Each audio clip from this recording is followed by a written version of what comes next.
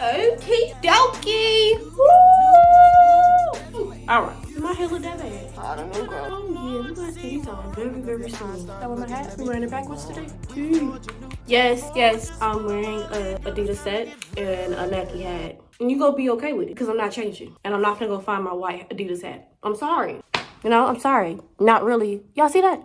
I'm sorry. But yeah, I'm sorry, but I'm not sorry. So, yeah. Hey there, brothers and sisters. Welcome back to another video. And Happy New Year, if I have not said that already. It is January 15th or 14th. Let me see. It is January 15th. So, welcome back. Hi. How are y'all doing so far? How's your year going? Have you been doing the things that you said you go do?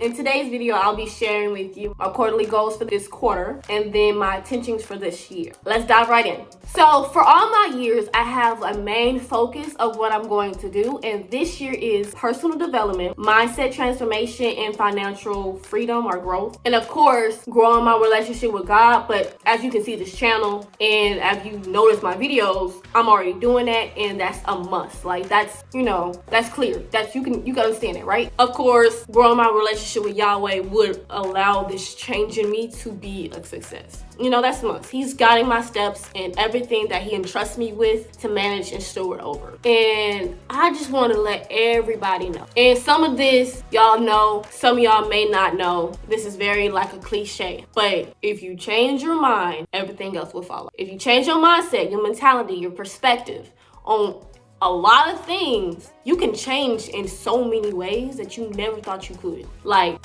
it's just your mind controls everything. Your mindset, your thoughts, how you perceive things, your identity, what you think your identity is. All that shapes what you do, your behavior, how you go about things. And just tweaking some of that stuff will prop you to a better version of yourself wholeheartedly. It really would. So just keep that in your mind. If you change your mindset, you change your life. If you change your mindset, change your life. So I'm going to go ahead and read off my tablet what my goals are first, and then I'll come back to them maybe, and we can talk about them just for a second. Y'all, the sun, it keeps moving. It keeps wanting me to move. Let me see if I can just keep moving. Right, watch your mind.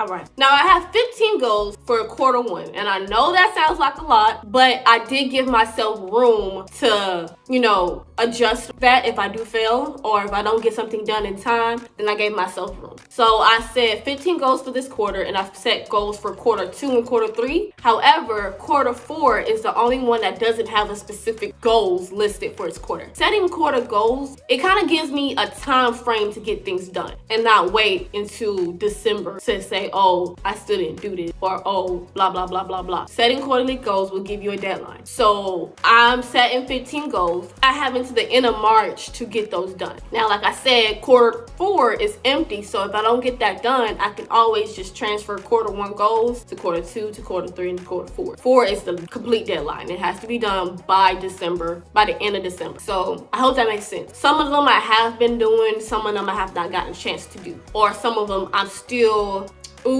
so in this group chat that I'm in, one of the girls in the group chat, she mentioned how she was listening to a podcast, and something she said about the podcast kind of stuck with me. You're not struggling, you're redirecting. I'm not struggling to exercise. I'm trying to redirect how I go about it. I'm not struggling. I'm just trying to redirect old habits. I'm trying to redirect old mindsets. I'm trying to redirect all that stuff that was not allowing me to work out. I'm trying to redirect it, change it, transform it into something else to where I can have the mindset and the motivation to work out, So I think that was something great, and I love that she mentioned that. So I'm gonna go ahead and jump right into the quarter 1 goals, okay? I'll show you guys my vision board for quarter 1, and then I'll put the set of goals that I'm trying to do within this quarter beside it, so y'all can see what it looks like. Number 1 is to boost self-esteem and self-confidence. 2 is to practice mindfulness on a regular basis. 3, get movement and exercise at least 3 times per week. Go to the gun range. Adopt a healthy eating habit. Prioritize quality sleep and good sleep hygiene. Take charge of my health by scheduling regular checkups and prioritizing preventative care. Seek guidance from mentors and coaches, fuel my intellectual growth. Dive into the world of books and read a minimum of 2 books a month. Share knowledge and experience with the world by starting your own YouTube channel or podcast.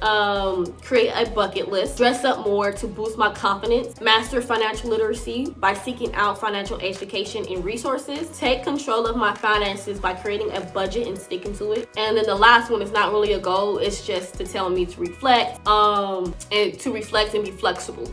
This whole thing will be flexible. I'm pretty sure I'll place that goal for each quarter just to remind myself that stuff will happen that you cannot control, but that doesn't mean that you have to stop your goals. Moving on to the intentions for this year. Some of my goals reflect my intentions for this year, and that's kind of the point. So let me go ahead and start off. If you've seen my 5-year plan, then you will know that I broke all my goals down into categories.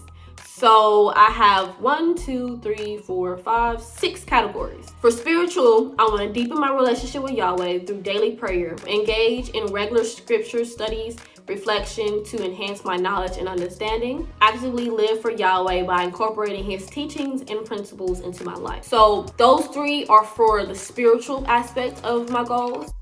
That's why it's first, actually, is because I always want to place Yahweh, which is the name for God, above everything else and everyone else. I was actually listening to a podcast the other day, and it was like, don't allow the priorities of this world be the cares of your heart. And so that's something that I've been praying about constantly, or a lot more than I usually would. It's just to make sure that I don't lose track of God. I don't lose track of him. And there's a couple names for Yahweh, for our God. There's a couple names. Another one is Ahia. That's another one. And when I say anything on this platform, I want y'all to do your own research so you can know for yourself, and get a better understanding for yourselves. Because I'm only here to bring you what I know. And so sometimes what I know may not be true. So you need to do your own research so that you know what I'm saying is either factual or opinion. Do your research, please. I think in that same video, he said that you need to quiet your life. And that's something that stuck with me because I feel like last year, Yahweh put me in a season of isolation. He moved me to a whole nother state where I don't really know a lot of people or people at all. And I didn't feel the need to go out and be around people. I felt like that time was needed to cultivate a deeper desire to know Yahweh, a deeper desire to want a relationship with him. Not only that, to understand and to be set apart from this upcoming generation of women. There's women that are underdressed, that don't really care about how they're perceived. I'm trying to see the nicest way to say these things. Or that doesn't leave much to the eye. That's kind of like the first thing I said, but they don't really have to be set apart from foundationless women. I think that's a kind of a mean way to say that, but I want to be a woman of God, not of this world. And so I have to do things differently, and I shouldn't do certain things because of my relationship with Yahweh. I should carry myself as a woman of God, as a child of God, as a wife of God. I should carry myself differently, and that's okay. And that's not saying anyone else's life is wrong. That's not saying you should do this because you walk with him. It's just my own convictions, my own talks with Yahweh, my own interpretation is what I should do for me and my relationship with God. If that makes sense. I really hope that makes sense, because everybody's interpretations of the word is different, or for the most part is different. So you can't really judge nobody else for how they perceive something, factual or unfactual. I feel like I was able to get at least a sense of understanding, a sense that something needs to change and I need to do it now and not wait until later on. I want to go ahead and point this out, because a lot of people in my generation feel like they can wait until the last minute to change, or wait until they're 30 to start getting their life in order. You're not even guaranteed to live that long. I'm sorry, that's true though. You're not guaranteed to reach your 30s. You're not guaranteed to reach your 40s. You're not guaranteed to have a husband or a wife. You're not guaranteed none of this stuff. So why wait for the unknown when you have the known right in front of you and you can cater and enhance yourself now? Like, why wait? And wouldn't it be better for you to work hard now while you're young, while you have the energy, while you have the motivation, while you have the resources, while you have your parents, your friends. Do that now, and then when in the future, when you are 30, when you are 40, when you reach 50, when you possibly can reach 60, and so on, you can rest. You've done all of your hard work now, and then in the future, you can rest. I don't know, that just makes sense to me.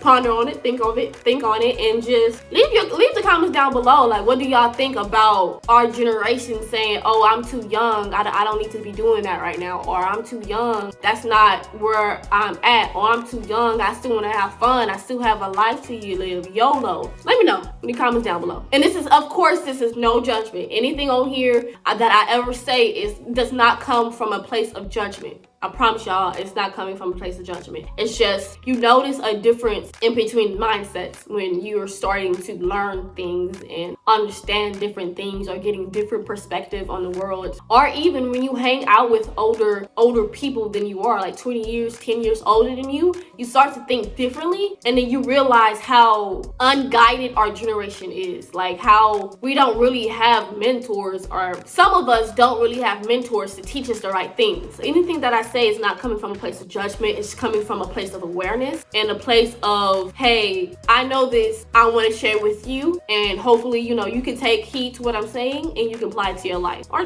don't. It's really up to you. It's your life to live, baby, so live it how you want to live it, boo. Okay, next we have mental and emotional. That's cultivating self-discipline by developing healthy habits and routine, maintaining healthy boundaries to protect my mental and emotional well-being, practice self-care, and prioritize my mental and emotional health. All of that is pretty self-explanatory, but I do want to point out one thing. Peace does not equal boredom. When I went back home for Christmas, a lot of people was like, oh, you look so lonely, or you're so bored, like what you're doing. And I'm like, what are y'all talking about? And most of them are saying that because I deleted social media. I rather not go out, and I just don't talk to people. Like, I don't text people for real, to an extent. And so they're seeing that, and they're like, that's something wrong with that. Like, you are lonely. How are you not lonely? How are you not bored? How are you not this and this and this? And I want to tell you, peace does not equal boredom. It does not equal boredom. You can be content in your own company. You can be content in silence, babe. Like, you can do that. You do not have to always have somebody near you to feel needed or wanted, or to feel happiness. You don't need someone to be around you to feel content. And the moment people realize that is the moment that they will actually be at peace.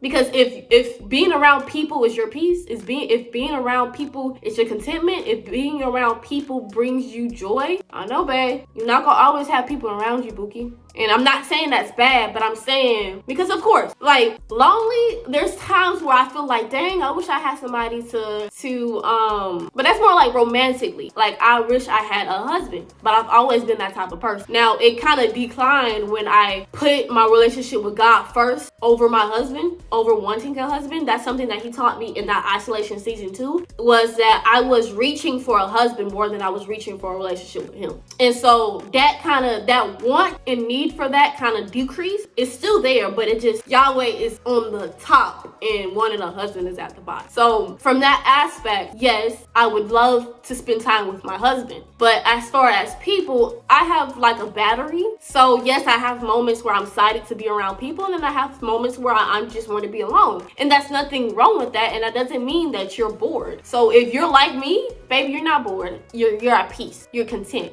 You're happy, you're joyful, you're living, like life is good. Why do people perceive that as being bored, or perceive that as a bad thing? It's not a bad thing. So I just wanted to point that out for that one. Let's keep moving on. Foster intellectual growth by seeking out new learning opportunities and expanding my knowledge. Set aside dedicated time for reading, studying, and engaging in intellectual stimulating activities. Seek guidance from mentors and coaches to support my intellectual development.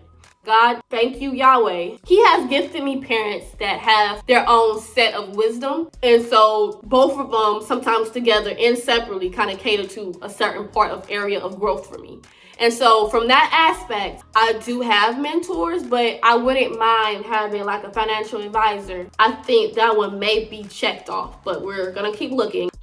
Next we have social. Build and mature meaningful relationships by intentional interactions with others. Seek opportunities to connect with like-minded individuals and cultivate a supportive community. Practice active listening and empathy in my interactions with others.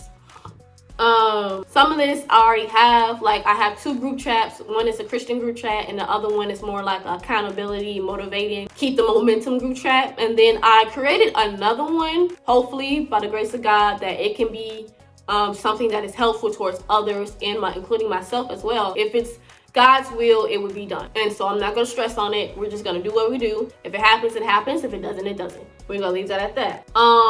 And that's really, social is something that I'm gonna put up high. Not up high, but social is something that I wanna do a lot this year. I wanna get out more. I want to dress up more, look cute more. I want to do that for my mental and for my social goals. Because like I said last year, baby, I did not leave the house. I'm not lying to you. I did not leave the house, and I was okay with that. I was content with that. But this year, you gotta get out, booty butt. You gotta get out the house, okay? You have to be around people, okay? Okay. Nice talking with you. So financial is steward my money well by creating a budget and sticking to it. Educating myself on financial literacy and seek out resources to improve my financial knowledge. Set financial goals and work towards achieving them, such as saving for emergencies, and investing for the future. So yeah, these intentions will guide me throughout the year as I strive to grow and learn in various aspects of my life.